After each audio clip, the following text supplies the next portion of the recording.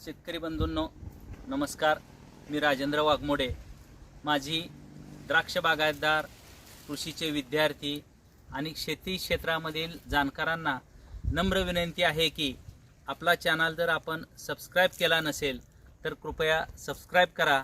कारण द्राक्ष हंगामामध्ये आपण फळ छाटणीपासून ते द्राक्ष काढणीपर्यंतचे सर्व व्हिडिओ आपण शास्त्रीय दृष्टिकोनातून बनवणार आहोत आणि पूर्णपणे शास्त्रोक्त माहिती आपणाला द्राक्ष शेतीबद्दल मिळणार आहे. तर माझी सर्वांना विनंती आहे की आपण आमचा चॅनल सबस्क्राईब करावा. तर मित्रहो, आपल्या भागामध्ये फळ छाटणी हंगामाला आता सुरुवात झालेली आहे आणि ह्या फळ छाटणी हंगामामध्ये आपण उत्कृष्ट पद्धतीचा माल पिकवणार आहोत. तर आपल्या भागामध्ये 3 प्रकारच्या फळ छाटण्या घेतल्या जातात. तर ऑगस्टमध्ये जी काय फळ छाटणी घेतली जाते तिला आपण अर्ली छाटणी असं म्हटलं जातं. त्याच्यानंतर सप्टेंबर एंड आणि ऑक्टोबरमध्ये जे गॅप घेतो आपण फळ छाटणी तिला रेग्युलर छाटणी आणि 15 ऑक्टोबरच्या पुढचीला आपण लेट फळ छाटणी अशा पद्धतीनं संबोधत असतो. तर मित्रहो, फेब्रुवारीच्या शेवटच्या आठवड्यामध्ये खरड छाटणी झालेल्या बागा या आता उत्कृष्ट पद्धतीने काडी पक्वता होऊन फळ छाटणीच्या तयारीला किंवा फळ छाटणीसाठी काड्या तयार होऊन त्या बागा या फळ छाटणी करण्यासाठी योग्य आहेत अशा समजल्या जात आहेत. तर यामध्ये खरड छाटणी हंगामामध्ये आपल्या बागायतदारांनी उत्कृष्ट पद्धतीची कामं केलेली आहेत. मग ते सबकेन असो, सुपर सबकेन असो, काडी विरळणी असो, 15-16 पानावरती काडीचा शेंडा स्टॉप असो, ही कामे चालू वर्षी उत्कृष्ट पद्धतीने झालेली आहेत. सूर्यप्रकाशही चांगला मिळालेला आहे, त्याच्यामुळं काड्या ह्या उत्कृष्ट पद्धतीने तयार झालेल्या आहेत. पक्वताही चांगली आपल्याला मिळालेली आहे. परंतु साधारणपणे मार्चच्या शेवटच्या आठवड्यामध्ये किंवा एप्रिलमध्ये ज्या काही खरड छाटण्या झालेल्या आहेत अशा बागांमध्ये कुठंतरी एखाद्या दुसऱ्या बागेमध्ये किंवा काडीवरती आपणाला पक्वतेच्या अडचणी जाणवत आहेत. तर ज्या ज्या बागांमध्ये काडी पक्वतेच्या अडचणी आहेत अशा बांधवांनी साधारणपणे 05234 ची फवारणी तुम्ही जे काय बुरशीनाशकं मारतात त्याच्याबरोबरच घ्या, जेणेकरून स्फुरद आणि पोटॅशची लेवल वाढून आपल्या काड्या ह्या पक्वतेकडे उत्कृष्ट पद्धतीने जातील.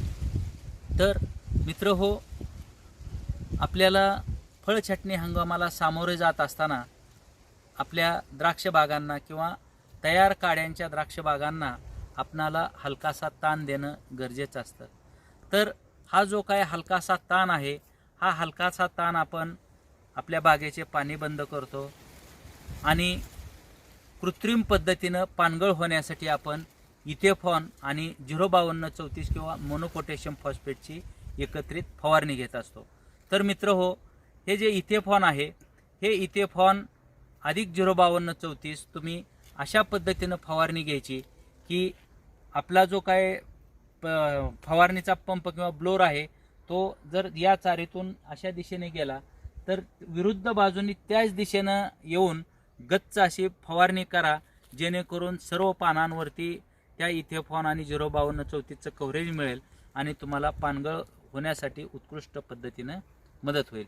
तर मित्रहो, आपण इथेफॉन फवारल्यानंतर साधारणपणे 4थ्या दिवसापासून आपलं हे जे पानाचा देठ आणि पान आहे याच्यामध्ये ॲब्सेसिक लेयर किंवा त्याला आपण गळती लेयर असं पण म्हणू शकतो. तर हा लेयर तयार होतो आणि आपली पानगळ ही 4थ्या दिवसापासून सुरू होत राहते. तर आणि ज्यावेळी त्याच्यामध्ये आपण जे 05234 वापरलेलं आहे तर हे आपण फवारणी घेतल्यानंतर आणि ॲब्सेसिक लेयर तयार होण्याच्या अगोदर हे जे तुमचं 05234 मधील स्फुरद आणि पोटॅश आहे हे तुमचे डोळ्यामध्ये आणि काडीमध्ये खोडामध्ये त्याचं पानामधून त्याचं वहन होतं आणि तुमचे स्फुरद आणि पोटॅशची लेवल वाढण्यासाठी तुमच्या काडीमध्ये पोटॅश आणि स्फुरदची लेवल वाढण्यासाठी मदत होते आणि तुम्हाला ही मदत झाल्यामुळं तुमचं जे काय स्टोरेज आहे किंवा कार्बोहायड्रेट वाढण्यासही हे जे आपण इथेफॉन बरोबर वापरलेलं 05234 आहे हे चांगल्या पद्धतीने मदत करतं. तर त्याच्यामुळं माझी सर्व बागायतदारांना विनंती आहे की बरेचसे बागायतदार इथेफॉन बरोबर आणखी वेगवेगळे अन्नद्रव्य घेत असतात, परंतु बाकी कुठलंही अन्नद्रव्य न घेता आपण इथेफॉन बरोबर 05234 किंवा काय म्हणू आपण त्याला मोनोपोटॅशियम फॉस्फेट याची फवारणी घ्यावी, जेणेकरून तुम्हाला उत्कृष्ट पद्धतीची पानगळ होईल.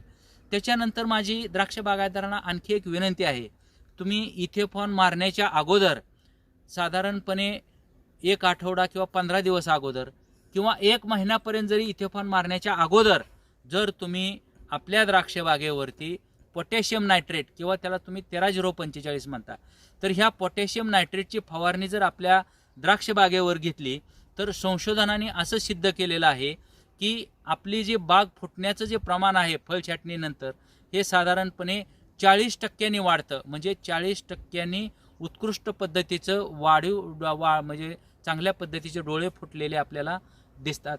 त्याच्यानंतर हे 13-045 जर आपण ते मागं इथेफॉनच्या अगोदर मारलेलं आहे, त्याच्यामुळं फळ छाटणीनंतर आपल्या द्राक्ष बागेमध्ये 4% आपल्या घडांचं प्रमाण वाढलेलं दिसतं. त्याच्यामुळं माझी सर्व बागायतदारांना विनंती आहे की इथेफॉन मारण्याच्या अगोदर एक 8-10 दिवस अगोदर म्हणा किंवा 1 महिनाही तुम्ही आपल्या बागेवरती 13-045 किंवा पोटॅशियम नायट्रेटची फवारणी जरूर घ्या, जेणेकरून आपल्या बागा फुटण्यासही मदत होईल तेल चांगल्या.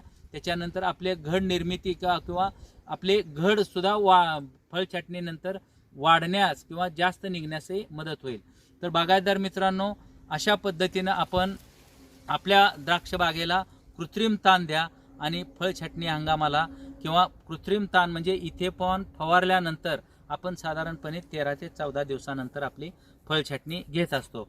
परंतु जर आपण इथेफॉन मारलं, वातावरणामध्ये बदल झाले आणि आपल्याला आपल्या मनाप्रमाणे किंवा चांगल्या पद्धतीची जर पानगळ मिळाली नाही, तर माझी आपणा सर्वांना विनंती आहे की फळ छाटणीच्या 3 ते 4 दिवस अगोदर आपल्या द्राक्ष काड्यांवरील जी काय राहिलेली पानं आहेत ही सर्व पाने आपण काढून घ्यावीत, जेणेकरून काडी सूर्यप्रकाशामध्ये चांगली शेकून निघेल. आणि ज्यावेळेस आपण फळ छाटणी घेऊ आणि फळ छाटणी घेतल्यानंतर जर चांगली शेकलेली काडी असेल तर बाग आपल्याला उत्कृष्ट पद्धतीनं फुटलेली दिसेल. धन्यवाद.